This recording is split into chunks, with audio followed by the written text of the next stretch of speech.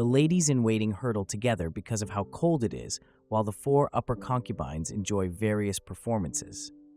Guiyan and flat-chested protagonist gossip about how young the emperor's mom was when she had him, but they get distracted by Yinghua taking on Lady Liwa's ladies-in-waiting.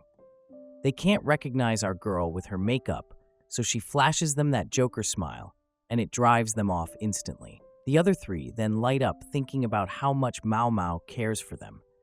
They overhear another set of ladies-in-waiting fighting each other, and our girl discovers that Lady Lishu is 14 and was the previous emperor's concubine. Yes, he was a pedo. Get over it. She also happens to be Lady Aduo's mother-in-law. Mao Mao sees Lady Liwa's servants freezing and tries to help them, but unfortunately, they're too scared and run away. She then returns to Hongyang and the gang. Later on, she receives a hairpin from a military lad called Li Haku, and Lady Liwa also hands her one. She just shoves all three into her dress before her taste testing begins. She drinks up the wine, but her fellow taste tester is scared shitless, unlike our girl who's a freak that likes poison. She even loses herself thinking about it and continues taste testing soon enough. She notices only one of the tasters is as excited as she is, and it pisses her off. Li Haku watches from the crowd as Mao Mao gets sensual over poisoned food. Things quickly change when she announces that it's poison and runs out. Pretty Boy angrily approaches the scene and sees that a minister was stupid enough to also eat the soup. Maybe bro wanted to die. He sees Mao Mao leaving and chases after her so he can drag her to the infirmary. For some reason, our girl isn't as grossed out by him as she normally is. It's probably the ovulation hormones. At the infirmary, Mao Mao hurls out the poison and suggests that Pretty Boy talk to Lady Lishu about it. They pay Lady Lishu a visit, and our girl discovers allergic rashes on her arm. She confesses that she's allergic to buckwheat and deduces that Lady Lishu is allergic to mackerel. She then puts the fear of God into the food taster and her mistress before handing her a scroll of preventive measures. She threatens that the next case may lead to death, and the taster leaves, still afraid. Afterwards, Mao Mao continues to dismiss Jinxi's questions and only tells him that Lady Lishu was targeted. She excuses herself but stops outside for a breather, leaving Detective Pretty Boy and Agent Grumpy to wonder if there's a correlation between the poison and the wooden tablets. If you know what anime this is, leave a comment and don't forget to subscribe. Mao Mao wakes up thinking about her daddy.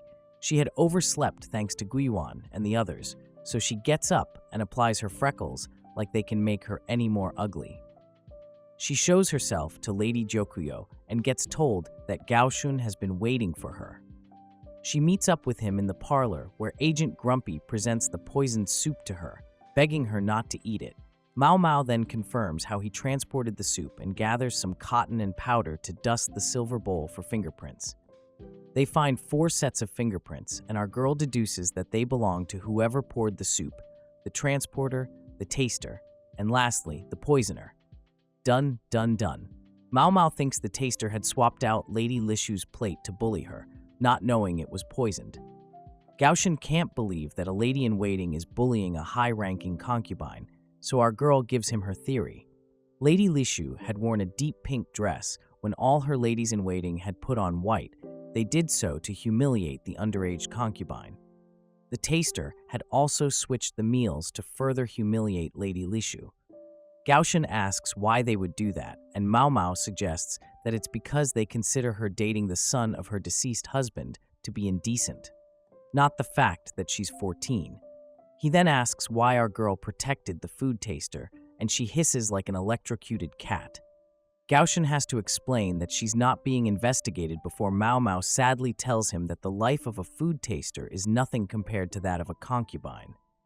He quietly leaves and appears before a tired Jinshi to reiterate all that he found out. Pretty Boy seems too worn out, so Gaoshun takes his hairpin and leaves to put it away. Mao Mao and the rumor peddler get talking, and she discovers that she can use the hairpin to leave if the man who gave it vouches for her. They part ways and our girl summons Lahaku, who plans to turn her down because she's too flat for him. He's pissed that she would use him as a ticket outside, but Mao Mao offers him an introduction to Pyron, Joka, and Mei at the Verdigris brothel. She then shows off 2 other pins so he knows the offer is limited. Lihaku folds soon enough, and our girl brings the good news back to the pavilion. Pretty Boy gets the shock of his life when Lady Gyokuyo tells him that another had taken Mao Mao to a brothel for 3 days. Lihaku takes a carriage to the verdigris house. Our girl, on the other hand, gets punched in her gut when they arrive. Granny then asks one of the servants to take a very horny Lihaku to pairing, while she and Mao Mao discuss why she's been away for 10 months. She then nudges her to go and see her old man. Mao Mao immediately obeys and finds her way to her father. They spend most of the night catching up until she falls asleep as her father watches over her. Our girl wakes up and realizes she's home. She then heads out to join her father on the fields, but gets dragged to the brothel by a pipsqueak servant. There, she meets one of the night workers and a customer half dead and revives them as fast as she can before asking for some charcoal. She sits at the scene and analyzes the alcohol, tobacco, broken cups, and the likes until the charcoal arrives. She then sends the pipsqueak to fetch her father. Before he arrives, she has already crushed the charcoal. They administer medicine to them, and her father helps her learn more about poisons that have been soaked in water. A true king will teach his daughter to poison her man without a trace. They get paid handsomely by the brothel, and while they eat, Mao Mao excuses herself to go after a pipsqueak. She meets the microservant as she's about to stab the sick customer and swipes the knife from her. They struggle until Mao Mao uses her head to hit that of the servant. She later gets told by one of the workers that the poisoned man is a rich merchant's son who promises to buy out the prostitutes but dumps them. Pipsqueak's sister had been a victim too. It had been a double suicide attempt, and the brothel had paid them hush money. When Mao Mao and her dad get home, she can't help but replay the whole thing in her head. OCD. Obviously curious degenerate. Her dad tells her that it's over, but she thinks it was murder. The prostitute had mixed 2 drinks and gotten the man to drink. One being poison, obviously. She just took a sip so she wouldn't die from it, and Mao Mao admits that the courtesan is quite smart. She visits the pleasure district because she can't give the case a rest. Now, her mind suspects that everyone was involved. She concludes that it's all conjecture and goes for a dip in the steam bath, where Mei Mei joins her and they catch up on everything. Early the next day, Mao Mao bids her father goodbye and joins Lihaku at the brothel. Unfortunately, Pyring had given him so much of a good time that he couldn't talk straight. Granny then reminds our girl of the debt she owes. Upon returning to the rear gardens, everyone except Pretty Boy is happy to see her. He asks her to meet up in the parlor, and Mao Mao turns up soon enough. They talk about her coming home, and Jinshi wants to know about Lihaku. Apparently, Pretty Boy is mad that Mao Mao didn't come to him, but she could care less. She tells him about the blissful night that she granted Lihaku, and Jinshi drops his teacup in shock. He remains frozen as our girl cleans up after him and excuses herself. She meets a very amused Lady Gyokuyo and a mad Hongniang outside the parlor. A high-ranking drunk gets poisoned in a bar nearby. Meanwhile, Pretty Boy is still sulking from the whole Lihaku incident. So much so that he can't get any work done. Gaoshun recalls how Jinshi had rushed through all his work to go see Mao Mao, only to hear that his gay ass is second choice. Their meeting gets interrupted with word of Sir Conan dying. They then report to Lady Gyokuyo and also ask Mao Mao if he died from the drinking alone. She explains that overdrinking can kill, despite Jinshi claiming that Sir Conan can handle his liquor. He then pours Mao Mao a cup of the same booze Conan was drinking before he died. She takes a sip and announces that it tastes sweet and salty. Pretty Boy then explains that Sir Conan liked his sweets. Being over 50, you could call him a sugar daddy. Mao Mao finishes all of the wine and asks that Jinshi retrieve the pieces of the original jar. They do as she asks, and also bring a report of Conan's lifestyle. Our girl then examines the pieces and tastes a piece of it. She later announces that he was poisoned with salt. Apparently, the victim had lost his taste for salt after over-drinking over the loss of his wife and child. Some of his men hated him for overworking and continued to put salt in his liquor, waiting for him to notice. After hearing this, Pretty Boy gives Gaoshun some orders, and Mao Mao realizes how important Sir Conan was to Jinshi. As a reward, he gives her a fresh bottle of booze and later threatens to pass a bill that would stop her from drinking it. That same night, a servant dies from drowning and the body gets presented to the apothecary. Unfortunately, the garden doctor is too much of a wuss to look the corpse in the eye. Jinshi arrives at the scene, and Mao Mao explains that her father warned her not to touch corpses so she doesn't go around killing people for medicine. Cancer researchers, you heard me. He then relinquishes the autopsy to the garden doctor and pulls our girl aside to discuss the case. She thinks the servant was thrown in because of how hard it is to climb the walls by yourself.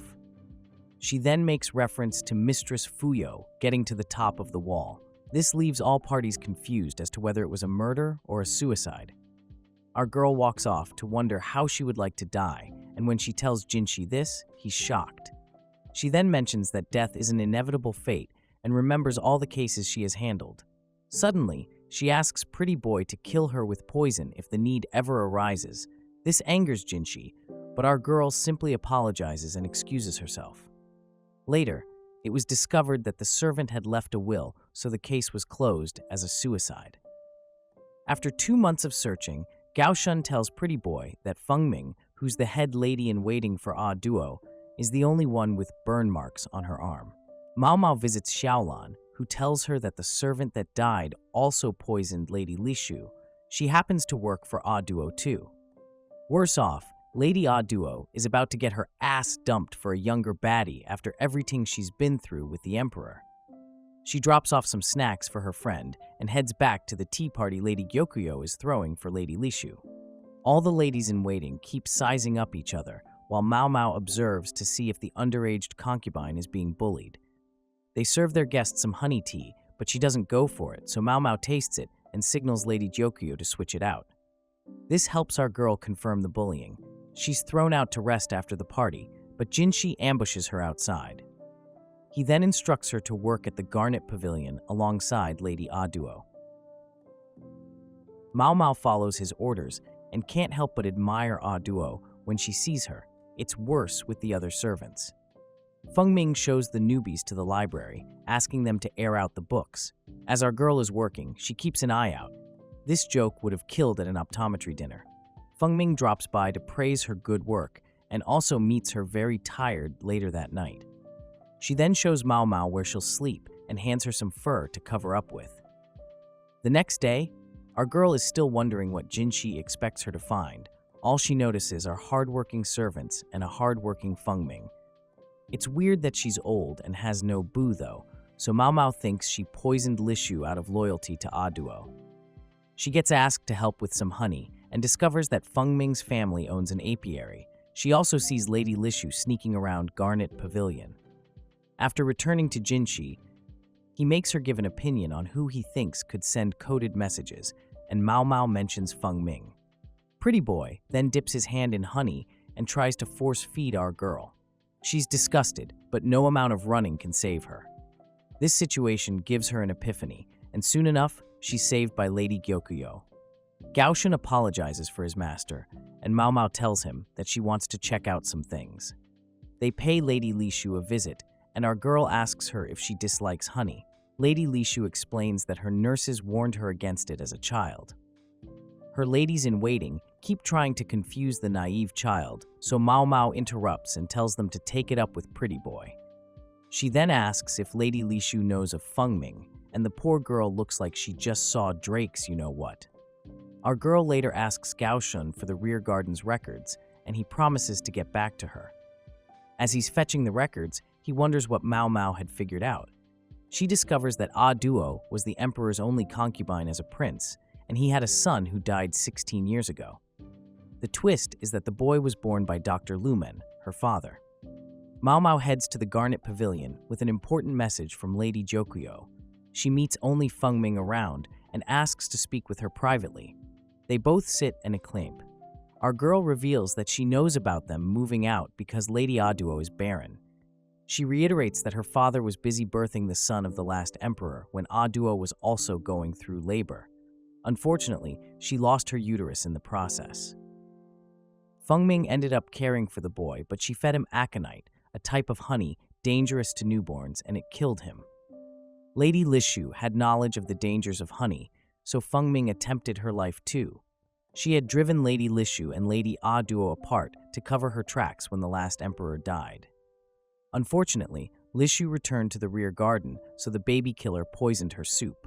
The culprit and Mao Mao just stared at each other in silence until Fengming asks our girl what she wants. Seeing that she wants nothing, Fengming starts to confess her love for Ah Duo and bursts into tears as she remembers that she took what her mistress loved the most. Our girl deduced that Fengming's years of service must have been hell and that Jinshi would give her capital punishment. She then comes to Fengming with a suggestion. Mao Mao gets home tired and peels off the protective clothes she had worn in case Fengming was going to stab her. Paranoid much? She appears before Pretty Boy the next day and gets told that Fengming turned herself in. Our girl hides everything she discovered from Jinshi just so Ah Duo wouldn't find out about Fengming killing her son. That night, Mao Mao climbs the wall and gets joined by Lady Ah Duo. She comes bearing booze, and our girl is like a dog with a juicy bone. They end up having a heart-to-heart about how the emperor friend-zoned Ah Duo, and the mistress pours one out for her suicidal servant before leaving. Later on, Mao Mao gets startled on her way down and falls into Pretty Boy's embrace. He's drunk and refuses to let her go. She later lets him hold her after he bursts into tears over not seeing his period. The next day, Jinshi accepts the royal crown from Ah Duo as she about to leave the palace. The resemblance between them gets Mao Mao thinking that Ah Duo's son could have been swapped with that of the previous emperor, and her father got his knee broken for not noticing. She shakes off this conspiracy theory and watches as Lady Lishu runs to meet Ah Duo before she can leave. The two share an emotional moment, but Mao Mao doesn't care enough to stay for it. Gao Shun presents Jinshi with a list of everyone related to Fengming, a list amounting to 80 people being kicked out of the rear gardens. Unfortunately, the family Mao Mao was sold into is amongst the ones to be kicked out. Pretty Boy struggles with this decision, seeing as his period already synced with Mao Mao's. Xiaolan breaks the layoff news to our girl, and she panics because she hasn't sent any customers to the verdigris brothel. She knows will be made to work off her debt if she gets fired now, so she runs from place to place searching for Jinshi. By the time she finds him, she's already out of breath. They go inside and he hands her the layoff list with her name in it. It breaks her spirit, but she doesn't want to beg, so she says she'll do whatever Jinshi orders. The dumbass then promises to compensate her properly and sends her away. Worse off, he broods in a corner after making the useless decision. Like I said, dumbass virgin. As she returns to the pleasure district, Gao Shun is left with the mess that is Jinshi and brainstorms various ways help him. Meanwhile, some rich dude summons Pairing, Joka, and Mei Mei to his home, and Mao Mao is tagging along to make them look more beautiful by comparison. Granny tries to get our girl into the business one more time, but fails yet again. They arrive via carriage, and all Mao Mao can think about is how rich this dude is. She has to physically stop herself from stealing. They're on booze duty as Pairing, Joka, and Mei Mei serenade the room with music and dance. And let's not forget, huge knockers. Mao Mao runs into Pretty Boy as he sits alone in gloom. That's until he sees who it is. They then get talking, and she accuses him of firing her from the poison tasting gig she loved so much. He laughs it off and tries to touch her. She doesn't let him at first, but eventually tells him to use only his fingers. Pretty Boy grazes her lips with his fingers and then kisses them. She falls shy immediately, and somehow everyone had been watching her. Mei Mei and the others then bombard her with questions when they get back. Mao Mao is busy making some medicine and thinking about how she had gotten kidnapped and worked in the rear gardens. Anyway, Granny comes to pull her away so she can examine a patient. Unfortunately, there's no hope for her. Maybe she'll go to whore heaven. She goes for a steam bath, and Granny joins her. There, Mao Mao tells her that there's no difference between the rear gardens and the brothel. Later that night, our girl can't sleep, so she comes out for some air with a bottle of booze. As the snow falls, memories of the rear gardens pop into her head with some sad background music for dramatic effect. She regains herself, sips her booze, and scutters back into the house. A few days later, Pretty Boy comes visiting with enough money to blind Granny and some rare herbs to blind Mau Mau. He then asks that she be given unto him. If you enjoyed the video, make sure to subscribe for weekly anime recap content.